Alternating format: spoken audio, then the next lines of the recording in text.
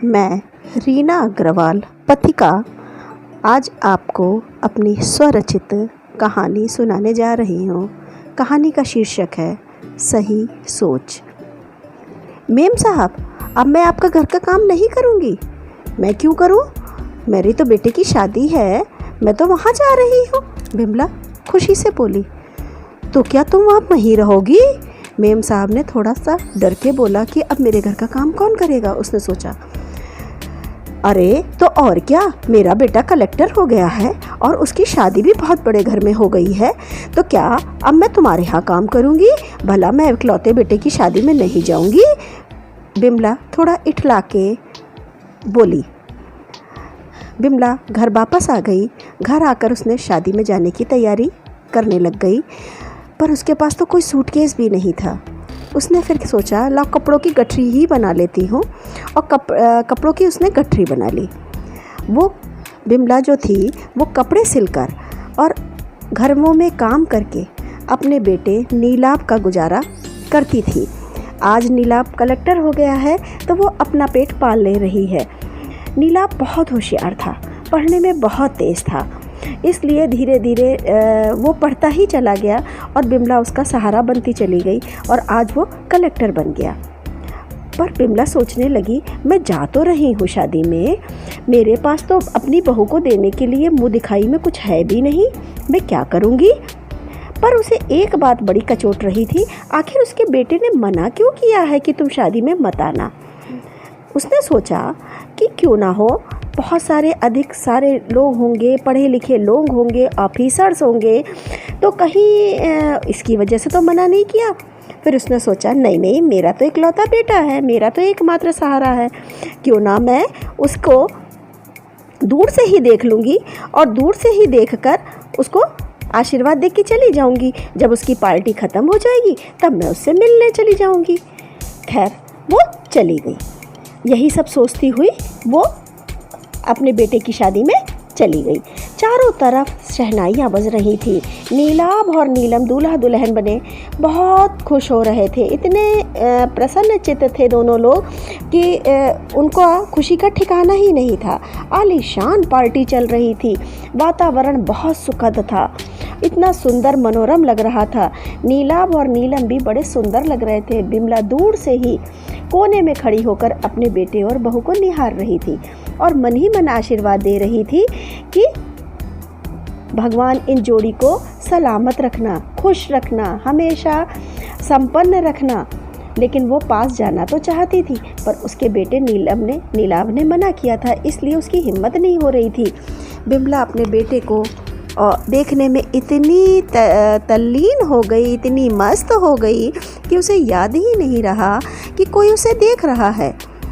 तब तक एक आवाज़ आई, माँ जी चलिए अंदर, खाना खा लीजिए। नीलाभ बाबू हमारे बहुत दयालु हैं, चलिए, यहाँ से बिना खाना खाए कोई नहीं जाएगा। एक नौकर आकर बोला, अरे नहीं, मैं नहीं जाऊँगी, मैं यही ठीक हूँ। बिमला एकदम से घबरा कर बोली और चीखते हुए बोली। उसके मुंह से एकदम से चीख निकल गई। उसकी चीख सुनकर सभी का ध्यान उसकी तरफ चला गया। नीलाभ अपनी माँ को देखकर चौंक गया। उसे गुस्सा आया कि जब मैंने मना किया था तो यह आई क्यों? माँ को बाहर जाने के लिए कहने लगा कि माँ तुम बाहर जाओ, सभी लोग देख रहे हैं। नीलाभ से सब लोग पूछने लग गए, ये कौन है, ये कौन है? नीलाभ स्वयं को अपमानित महसूस करने लगा। उसे लगा कि अब मैं क्या जवाब दूँ, अतः वह बोला, ये मेरी पुरानी नौकरानी है। तो अब नौकरानी शब्द सुनकर बिमला अचेत सी हो गई। वो ये सोचने लगी कि जिस बेटे को पेट काट कर मैंने पाला, पोसा, बड़ा किया, आज वो मुझे नौकरानी कह रहा है। माँ कहते हुए उसे लाज आ रही है क्योंकि उसकी माँ गरीब है। वो बहुत दुखी हो गई और दुखी मन से बोली, बेटा हो सके तो मुझे माफ़ कर देना, मुझे माँ कहते हुए शर्म आ रही है। ठीक है, आज के बाद मैं तुझे कभी अपना मुंह नहीं दिखाऊंगी। मेरा हृदय नहीं माना, मेरा मन नहीं माना, इसलिए तुझे देखने चली आई। तुम दोनों खुश रहना, सुखी रहना, मैं जा रही हूँ। इतना कहकर वो चल दी। ठहरिए माँ जी, पीछे से आवाज़ आई। बिमला रुक गई। उसने पीछे पलट कर देखा तो नीलम खड़ी हुई थी, उसकी बहू, प्यारी बहू। माँ जी, मैं भी आपके साथ चलूँगी। नीलम ने पास आकर बिमला के पैर छूते हुए बोला, नहीं बहू नहीं, मेरे साथ तुम नहीं रह पाओगी। मेरे पास तो एक टूटी झोपड़ी है। मेरा बेटा नीलाभ भी तो मेरे साथ नहीं रह पाता, तो तुम कैसे रह पाओगी? बिमला बहुत दुखी मन से बोली। तो फिर क्या, आप हमारे साथ रहिए, नीलम ने जिद करते हुए कहा। अरे नहीं नहीं, मेरे यहाँ रहने से तुम दोनों की इज्जत पर आँच आएगी। बस तुम दोनों खुश रहो, सुखी रहो, संपन्न रहो, यही मेरा आशीर्वाद है। बिमला दुखी मन से आशीर्वाद देते हुए बोली, नहीं माँ जी, कि बिल्कुल नहीं, कतई नहीं, मैं यहाँ एक पल नहीं रह सकती। नीलम एकदम से तेज स्वर में बोली। वह नीलाभ की ओर देखकर बोली, जो आदमी अपनी माँ का नहीं हो सकता वह मेरा क्या होगा? माँ जिसने 9 महीने गर्भ में रखा, उसको अपना पेट काट के पाला पोसा बड़ा किया, और वो इतनी कठिनाइयों से उसे पाला, उसे इस काबिल बनाया, और अब की अपना इज्जत सर से उठा सके, वही आज बोल रहा है मेरी माँ नौकरानी है? तो मेरी क्या औकात है? मैंने तो अभी कुछ ही दिनों पहले इसको मिली हूँ। ऐसा आदमी मुझे भी त्याग कर सकता है। मैं ऐसे आदमी के साथ नहीं रह सकती। इतना कहकर नीलम जोर जोर से रोने लग गई। नीलाभ को अपनी गलती का एहसास हुआ। वह माँ के पास आकर बोला, नीलम मुझे माफ़ कर दो। तो एकदम से, माफ़ी? मुझसे नहीं माफ़ी मांगो, जाओ अपनी माँ से माफ़ी मांगो, नीलम लगभग चीखते हुए बोली। नीलाभ अपनी माँ के पास गया और माँ के पैरों में लिपट कर रोने लगा। माँ मुझे माफ़ कर दो, इस अपागे नालायक बेटे को मुझे माफ़ कर दो माँ, मुझे माफ़ कर दो माँ, मैंने तुम्हें बहुत दुख दिया है। तुमने मुझे इतना बड़ा ऑफिसर बनाया, तुम्हारी ही बदौलत आज मैं कलेक्टर के पद पर हूँ। अगर तुम ना चाहती तो मैं सड़कों पर मजदूरी कर रहा होता।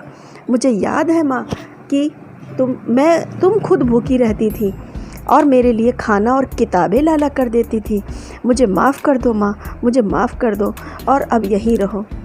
माँ का दिल भर आया। माँ तो माँ होती है। बेटे की इतनी ही बात पर वो पिघल गई और उसने नीलाभ को अपने सीने से लगा लिया।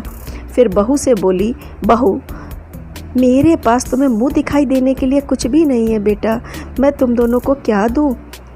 माँ है तो आज्ञा हो तो मांगू, नीलम थोड़ी सी इठलाती हुई बोली।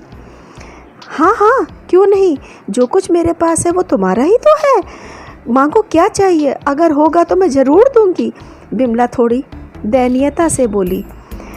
माँ यदि आप चाहती हैं कि मुझे मुँह दिखाई में कुछ दें तो मैं चाहती हूँ आपकी छत्र छाया मुझे हमेशा मिलती रहे, अतः आप यहीं रहें, नीलम अधिकार के साथ बोली।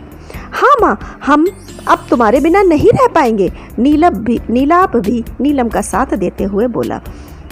तो मैं कौन सा तुम लोग के बिना रह पाऊंगी? बिमला एकदम से खुशी से झूम उठी और उसके मुंह से निकल गया। वाह क्या वातावरण है! सत्य है, यदि परिवार में सभी की सोच इतनी सच्ची और अच्छी हो तो जीवन में कभी किसी के घर में कोई तकलीफ नहीं आएगी। नीलम के पिताजी आए और बोले। सब लोग हंसी खुशी रहने लगे।